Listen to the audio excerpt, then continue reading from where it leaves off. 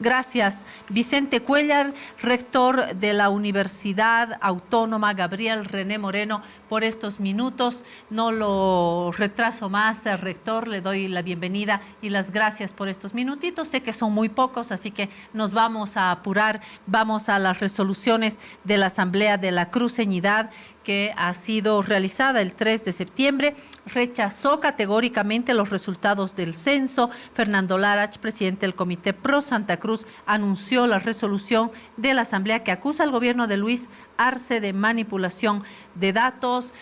Quisiera que nos cuente usted desde Santa Cruz y con la cercanía que tiene a este tema, más detalles, rector. ¿Cómo está? ¿Cómo está, Claudia? Buen día, muy contento de estar en su programa.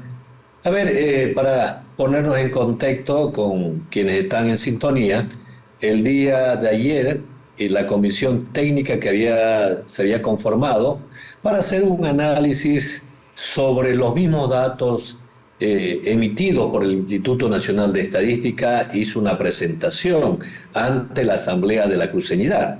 Esta comisión técnica está constituida por profesionales de nuestra universidad, de la gobernación y de la alcaldía.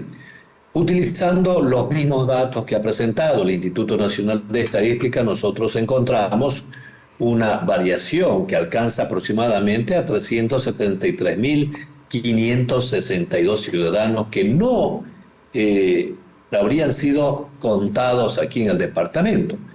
Y hemos hecho este trabajo técnico en función a los datos oficiales emitidos por el INE de nacidos, contrastando con los fallecidos, y eso obviamente nos da un crecimiento vegetativo de aproximadamente 2,02.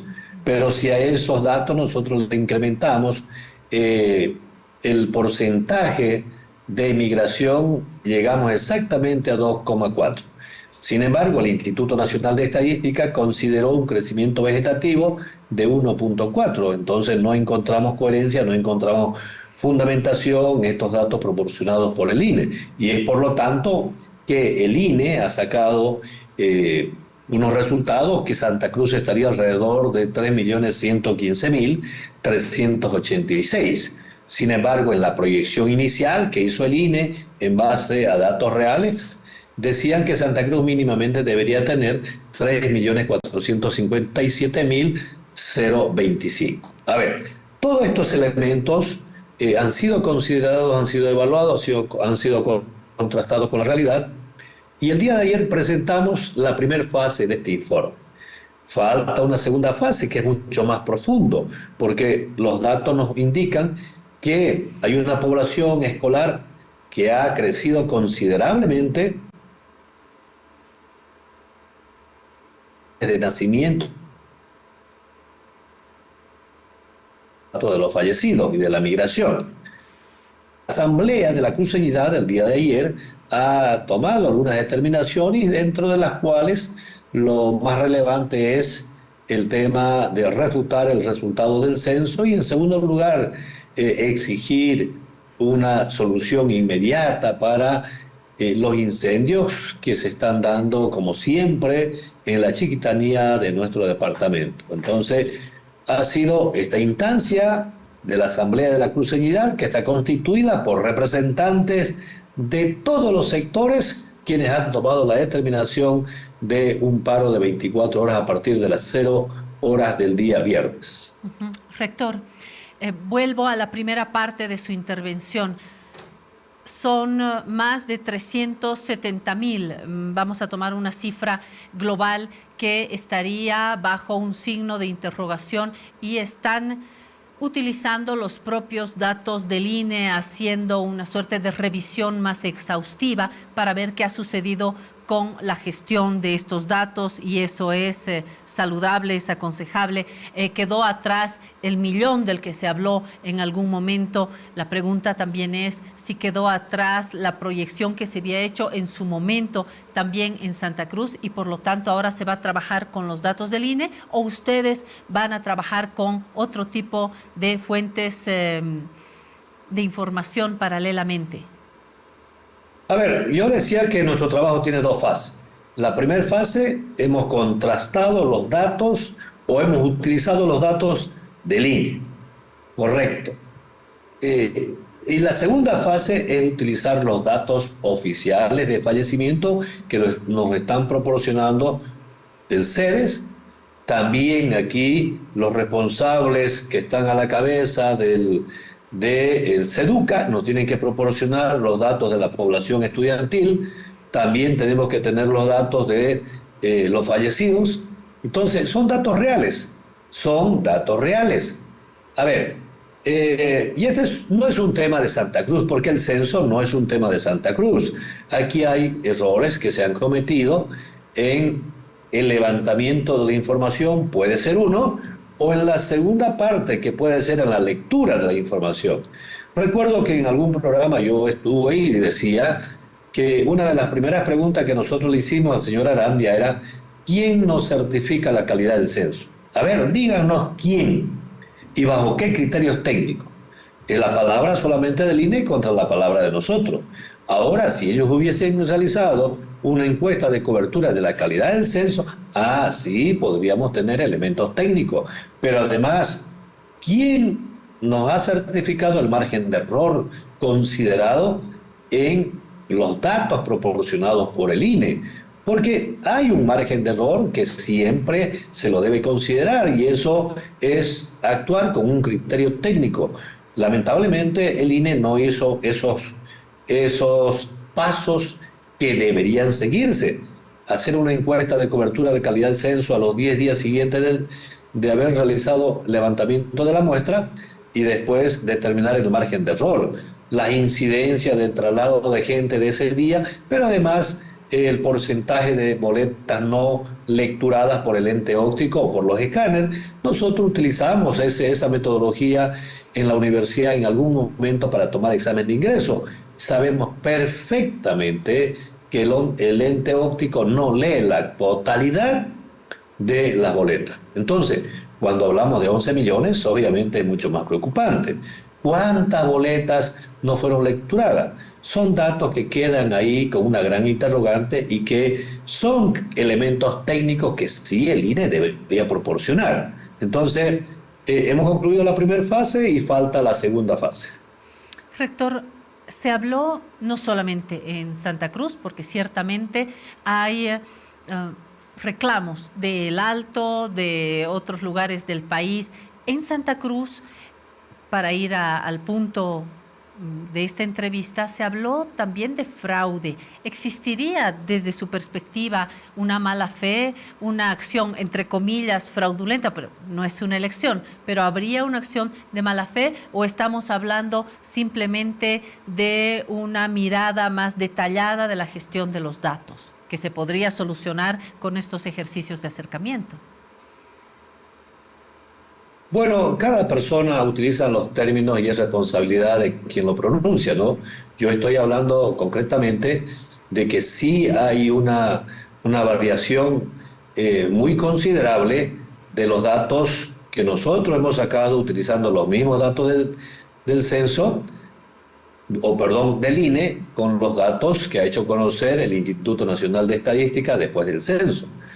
A ver, hay algo que a mí me preocupa de sobremanera de parte del INE. El INE hizo una proyección, y una de las preguntas que le hicimos en algún momento al señor Allende, que es sociólogo, no es experto en demografía, no es un demógrafo, pero que ha avalado este censo, él decía de que la proyección es una hipótesis planteada en base a datos reales. Correcto, comparto.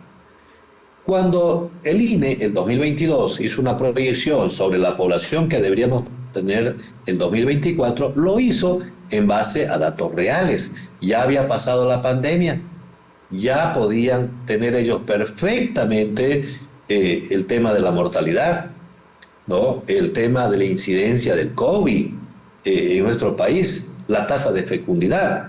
Y es un elemento que también nosotros hemos evaluado técnicamente cuando se habla de la teoría de la transición demográfica, que son fases que evidentemente los países pasan. Empezamos con la fase 1, la fase 2, que representa la expansión poblacional en los diferentes territorios, y después decae esa población y entrando a una fase Tres, nosotros, de acuerdo a los datos que tenemos, estamos al final de la fase 2 y empezando la fase 3. Pero de acuerdo al INE, nosotros estaríamos en la última fase, la fase 4, que más o menos se asemeja al comportamiento de fecundidad que tienen los países europeos. Y nosotros sabemos pues que eso no es cierto. Esos 373.986 habitantes que en nuestro criterio no fueron contados en Santa Cruz, ¿saben qué significa? Es como si Santa Cruz haya perdido 35 municipios, 35 municipios pequeños aquí en el departamento. O es sencillamente como si Montero, Guarne, parte de Cotoca no existieran. Y esos municipios existen. ¿Hay personas en esos municipios? Sí, hay personas. Entonces, yo en este momento utilizo una terminología que es, me hago cargo, digo que los datos no cuadran con los datos del INE. Ahora ya, otras personas utilizarán otra terminología, pero ellos son responsables de lo que dicen. Rector, abuso un poquito de su tiempo para hablar de estas medidas de protesta que se van a asumir en Santa Cruz. Está este debate sobre los resultados del voto, sobre esta discusión que entendemos que es sana sobre la gestión de los datos y que puede llevarnos a una conclusión más transparente para el conjunto del país. Pero hay esto otro que es una tensión en el país, pero en estos momentos se está haciendo evidente en Santa Cruz. Está el tema del censo, está este debate, pero también está este reclamo por los incendios. Hemos entrevistado varias fuentes en estos días y permítame llegar a la conclusión de que no hay la suficiente coordinación entre las distintas instancias de los poderes para manejar mejor los recursos. Está también la tensión económica. ¿Será que estamos ingresando en una etapa más complicada en términos de tensión política también en Santa Cruz, Vicente? Sí, hay dos cosas, ¿no? Mire, Claudia, uno, que hay que separar las cosas. Uno es el tema del malestar de una política que reclama a su estilo una atención sobre el tema económico, sobre la falta de combustible, sobre la falta de divisa. Obviamente ahí se incorpora este tema del censo, pero hay también un malestar generalizado de una población que está sufriendo por la falta de atención efectiva al tema de los incendios. Y aquí no se trata de solamente una mala coordinación, se trata de un acto de responsabilidad que tiene el Estado. Cuando uno tiene problemas, ¿dónde recurre? Al Estado, al gobierno. En anteriores oportunidades,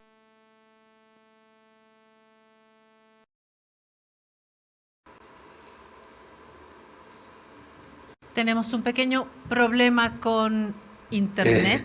Ahora sí. parece. A ver, le decía yo lo siguiente. Yo Ahora le sí. decía lo siguiente. Falta una mayor atención de parte del gobierno. En anteriores el gobierno ayudó con helicópteros para mitigar el fuego. Este año absolutamente nada. Nada de nada. Entonces, se nota la crisis económica que vive el país. Y ahora yo le voy a hablar como economista. ¿Cuál es el resultado después de 18 años del MAS? Mire, como nunca en la historia se ha recibido tanto dinero por la venta del gas, casi 60.000 millones de dólares.